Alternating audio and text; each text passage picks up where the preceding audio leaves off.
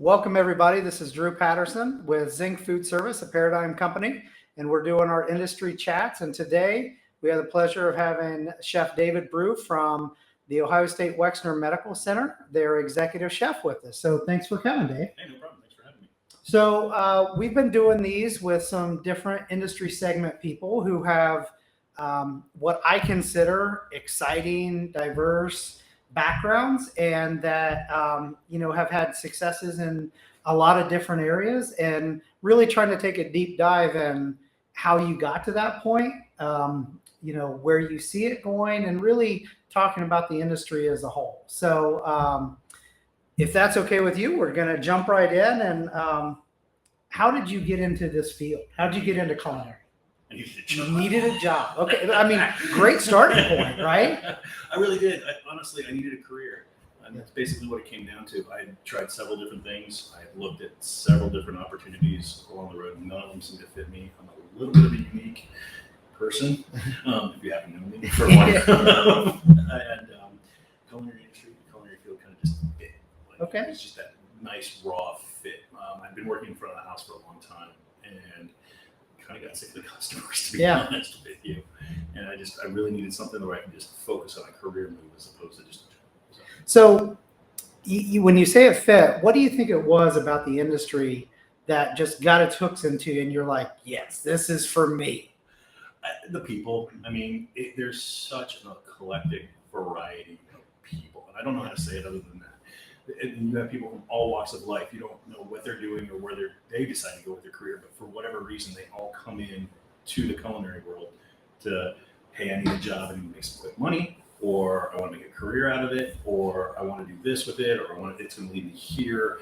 But there's always this hodgepodge. In fact, I know so many people that have left the world, and we as culinarians still tend to rely on those people. Like they can go into IT, they can go into business and marketing, they could go to whole other things in the world, but they understand what that culinary world is because they actually work in this place. So that's awesome. Now, if I'm not mistaken, you didn't always know your career path. No. And I believe at one point in your life, and I'm going to reference this correctly, I hope, you went all Jack Kerouac and did some real soul searching, right? I did. So tell me about kind of that experience and what that did for you. Well, once again, I always found myself working back in the food industry.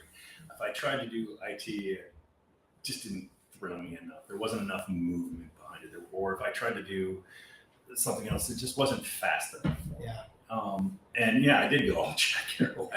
I ended up moving out to Eugene, Oregon, worked in a couple of breweries out there right when the breweries scene, the craft breweries started to really hit the market in the late 90s there. And I just chose to live a life out there. Yeah. And it was more of a, how do I want to put it? Maybe edit at this point. A mental reset? Yeah. Honestly, just a mental reset. It was just, I didn't think the collegiate, let's do a bunch of books and take a bunch of math tests was the route that I wanted to go. Yeah. Well, I'm good at math. It's just not calculus. It's sure. Sure. Useful math. Useful. We'll call it useful math. Not that calculus isn't useful. Sure it is. I'm sure it's great. But no, that's awesome. But I think it's important, especially in today's world where things are tougher and mental health is at the forefront of a lot of things. Like, you had the foresight to say, you know what, I need to take a step back and I need to I'm going to dive a little deep and say, I need to find myself a little bit and really reanalyze what's going to make me happy and everything. And, for you, it was going and working in that brewery and doing whatever. For Aaron Rodgers, he's in a hut somewhere doing peyote. Salaries are probably a little different, but I choose your path. I think yours was great. And one of the other podcasts we did, we really talked about self-analyzing being one of the hardest things to do for people. But it's also one of the most important at times, because if you can get to a point in your life where you know what you're not good at and what you need to work on, you will align yourself with people who are good at those things, and it will just elevate you so much. So my hat's off to you for being able to take that time and do that, because obviously from that point, once you got back, your career kind of took a blazing path, right? Let's kind of pick up at my favorite point where I met you was at Disney. So how'd you end up at Disney? I don't know. Honestly, I ended up Took a left turn out of Oregon. Right, exactly. So at some point, I decided that, you know what, I love the restaurant world, I love the restaurant field, and all the opportunities that are presented with me, for me, excuse me, and I really wanted to get into large operations. I thought that was the way that I really wanted to go. So when I went to culinary school, I took that mentality through it. I thought hotels were great. I thought hospitals were great. I wanted to be a part of any career where I could still be around my family and still do the things that I wanted to do, have a family, but I also wanted to be able in the restaurant world.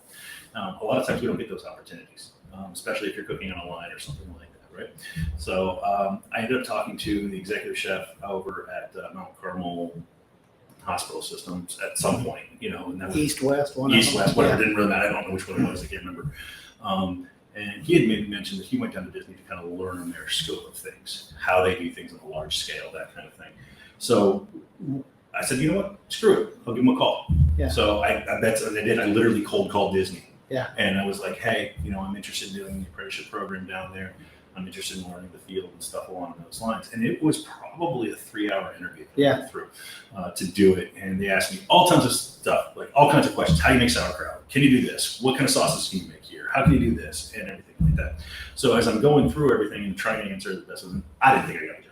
I'm going to be straightforward. Yeah. So I was like, I didn't think I got it. I'm not going to do this, let alone I'm moving from Ohio all the way down to Florida and taking my brand new, my new wife and my brand new baby with me and everything like that. And didn't know anybody down there. But I did. They called me back and said, hey, we'd like you to work at one of our restaurants. I said, okay, sure. Which one?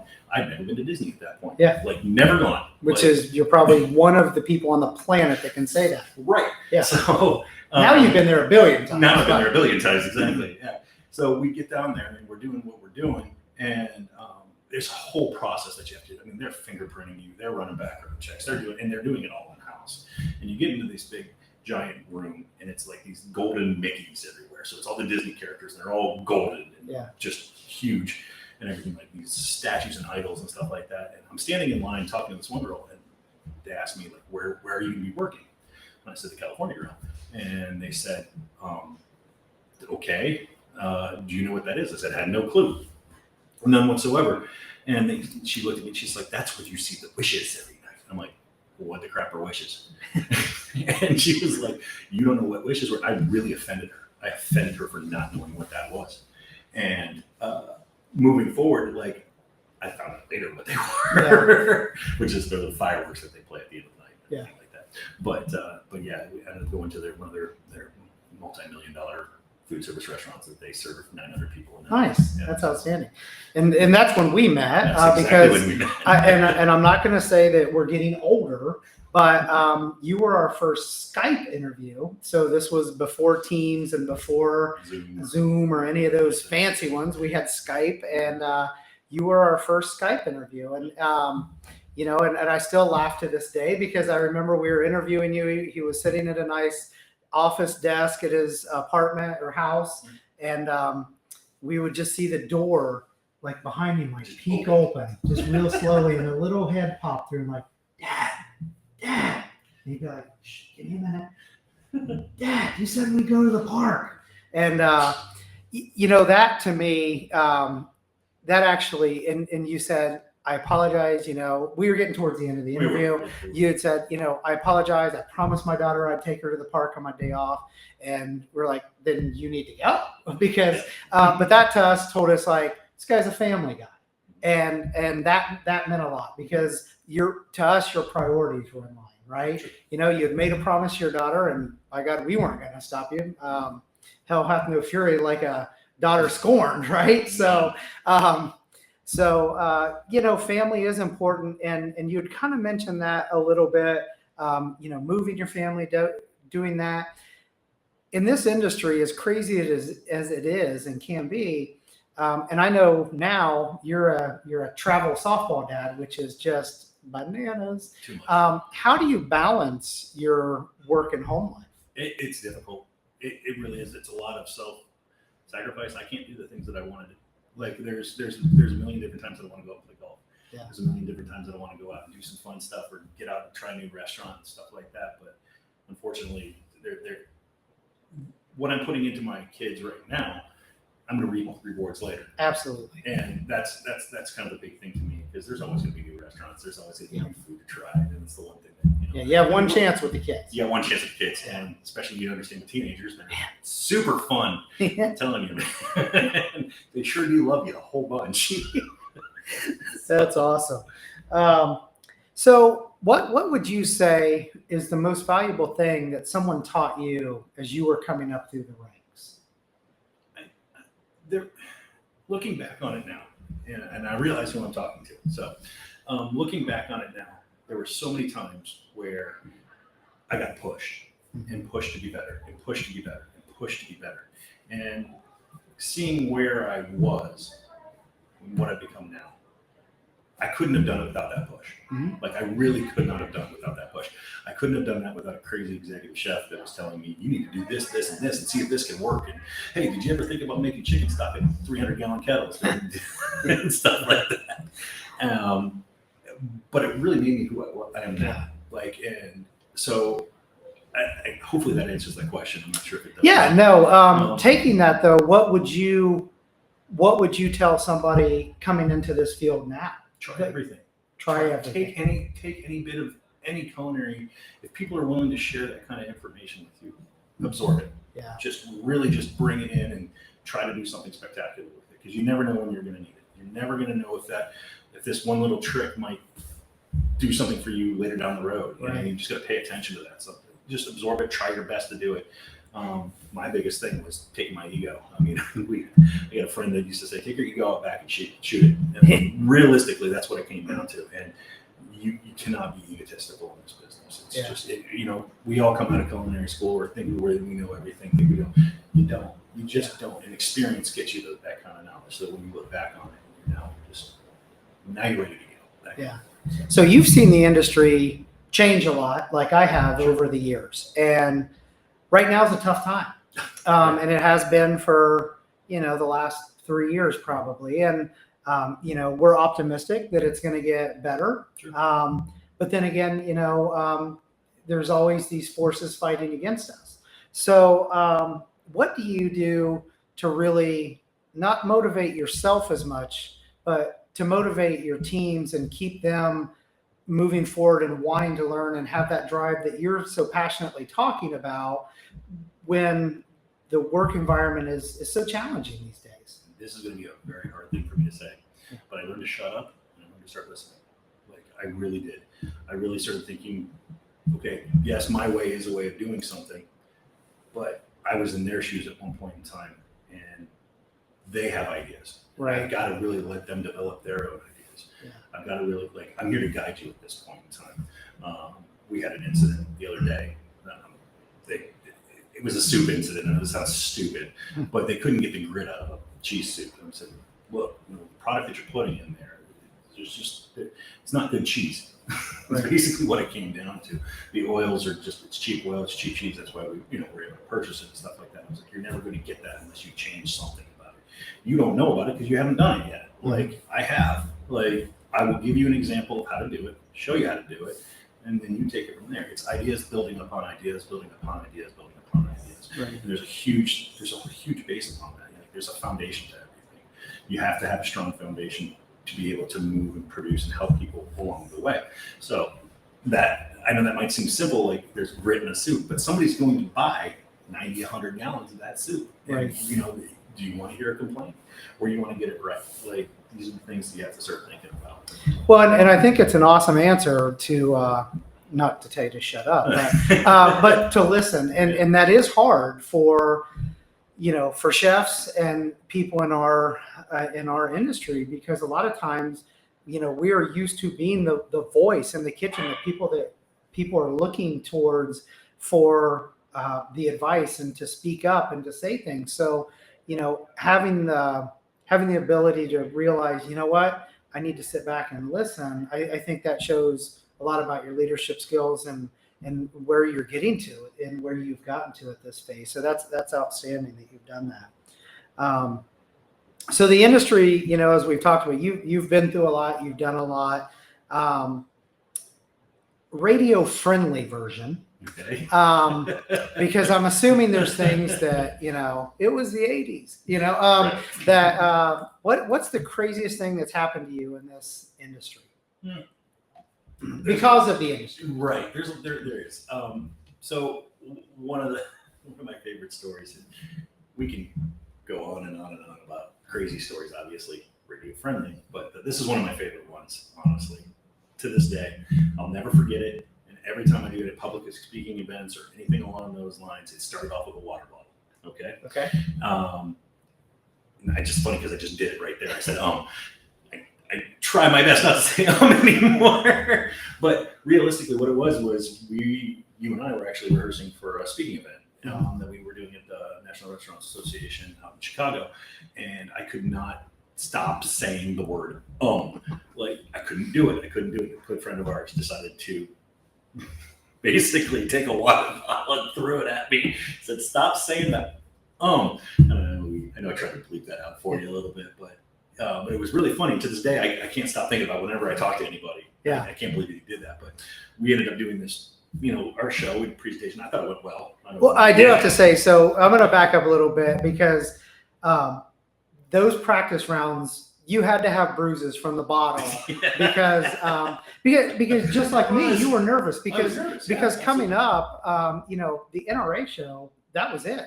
That was the pinnacle for the culinary field. Absolutely. So being asked to speak at that was a great honor for me. It was a great honor for me to be able to bring you along. And, you know, you had a lot of expertise that was going to really showcase what we were trying to do there. And, you know, those practice rounds, you know, I feel pretty good and comfortable at public speaking. But again, I was still nervous. You were nervous. And our practice rounds were not going well. Let's just call it not going well. And even we decided to even drive to Chicago. We did. Because that would give us an extra 6.5 hours to practice, which we did. We did. We rode in your Mustang. And it did not go well. No, it was awful. Then in the hotel room, practice while we were ironing, did not go well.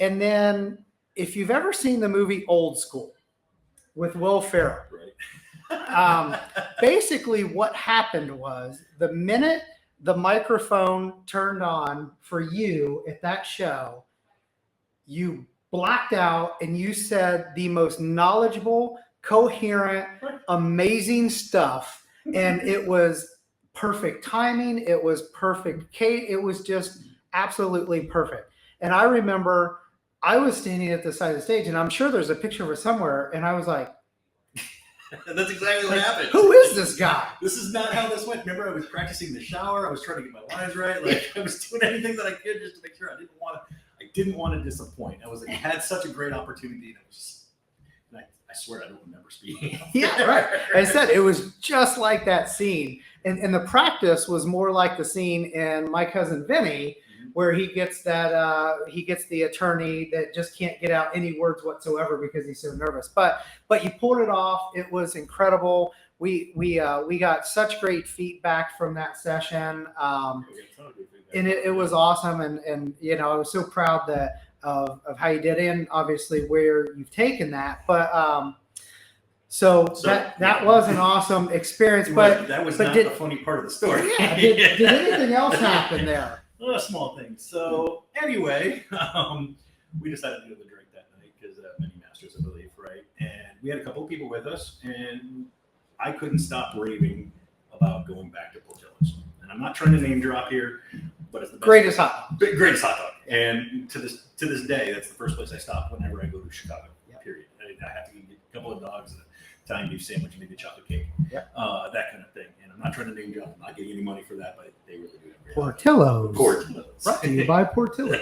No, but so I had talked to one of our other chefs that was with us, Brock Kaltenbach, and he was like, "Well, where is it?" I'm like, "It's 7 blocks this way, 2 blocks this way." And this is like midnight, 1 a.m., right? Yeah. Okay. It's definitely midnight, 1 a.m., something along those lines. We had a few libations. Making good choices. Yeah. So we did walk. And I'm from New York City. I was raised in New York City, and I'm just used to walking in a city. It doesn't bother me or anything along those lines. Brock is not used to walking in a city. So as cars are whizzing by and driving, cabs are going honking, whatever you want to do. And I'm just walking down the road. I'm walking in the middle of the street. I didn't care at that point in time. Bus almost hits me. Brock grabs me, all that good stuff. And he's like, "What are you doing?" I'm like, "They're fine. They're not going to hit me. It's all good. Let's get to Portillo's." So we walk into Portillo's and we get in line. And in front of us, we're just kind of giggling, talking still. Like, I was like, "Dude, you're going to have the greatest hot dog in the entire world."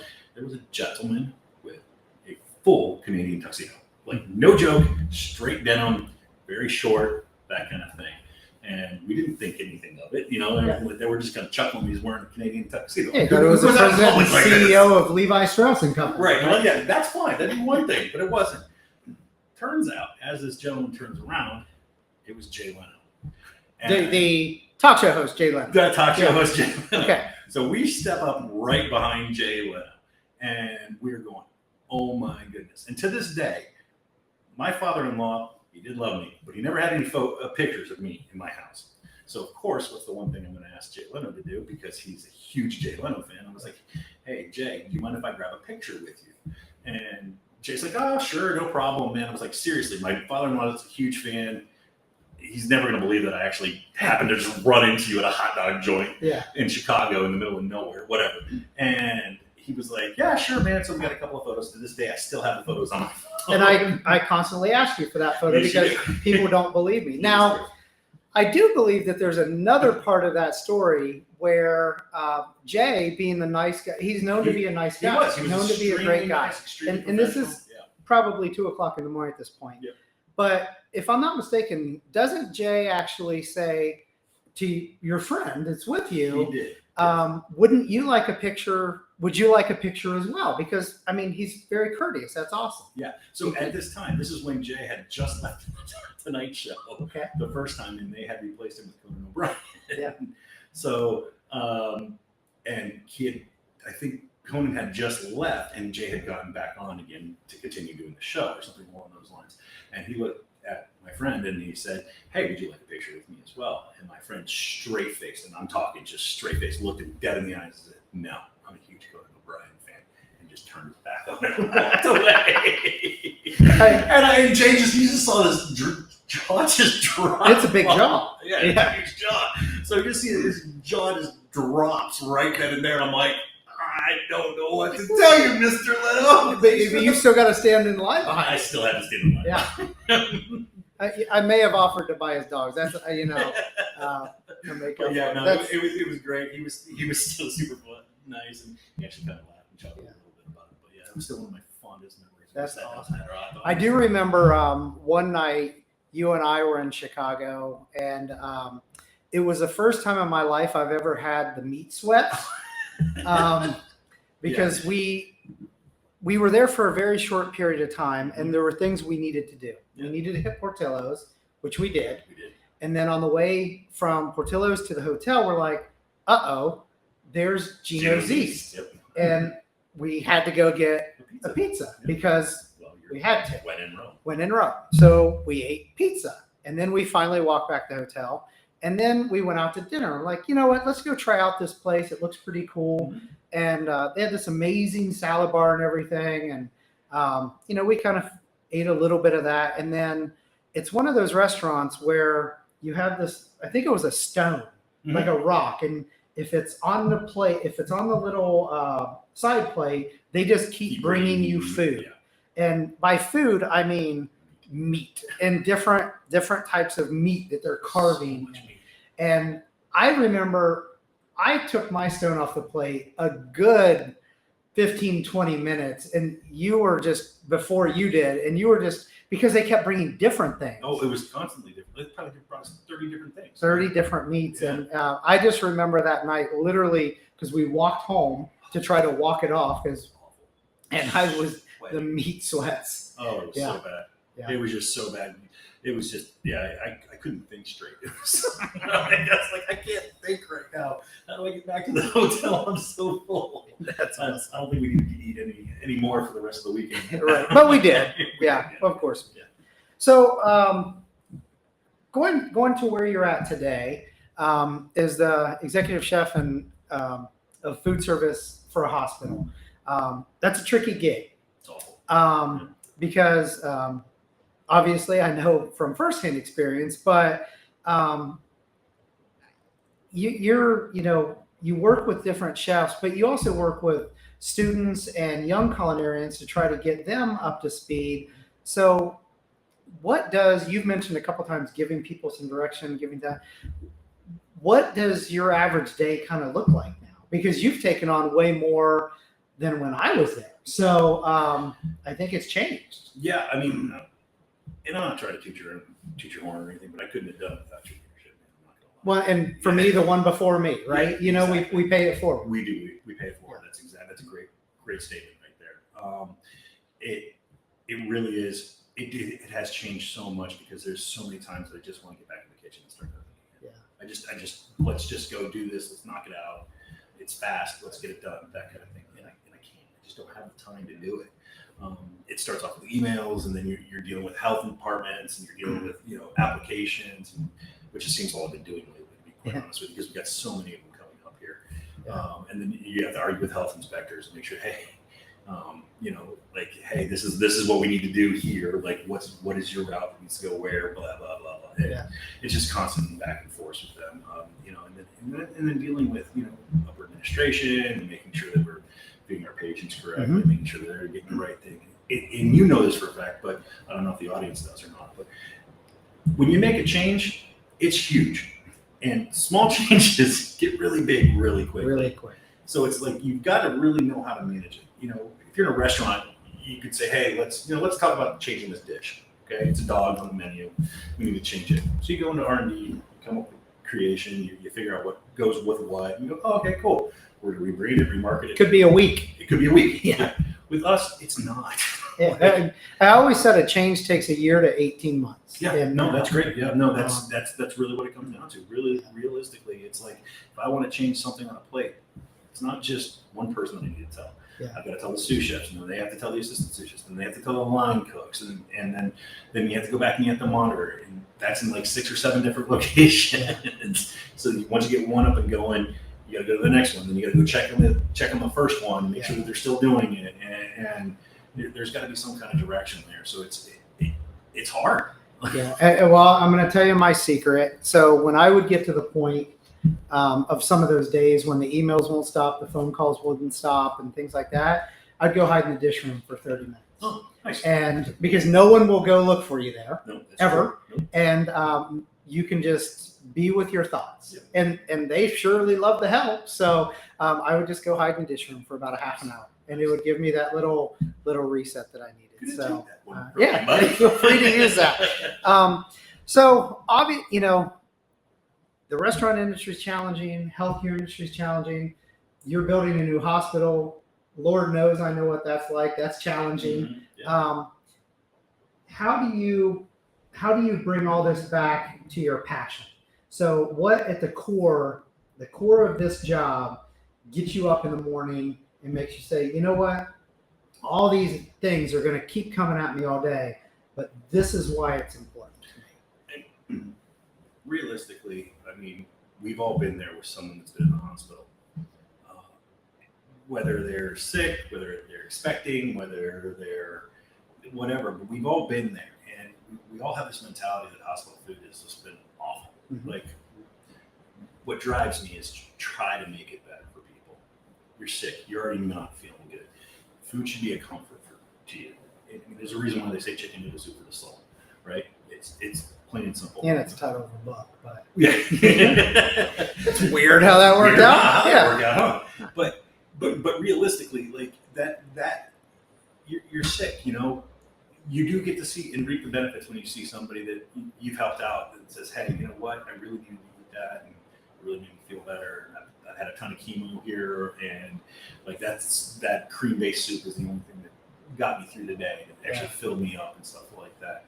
So it really is just trying to continue to bring those things to people to make sure that they're already not feeling good, man. Like they don't want to be there. They don't want to be there. Like so, and the last thing that they want to do is realistically is fill out a survey that says, "How was your stay at the hospital?" Right. Yeah. So it's didn't want to be here. Didn't want to be here. Had to eat the food. Yeah. Like that kind of stuff. So we're trying our best right now just to really upscale the menu a little bit to at least let it look better, taste better, stay hot, that kind of thing. What can we do to do that? And we've gotten some new products, and this really helped us out a lot. That's awesome. And new equipment that's really kind of really working and saving that kind of stuff a little bit better.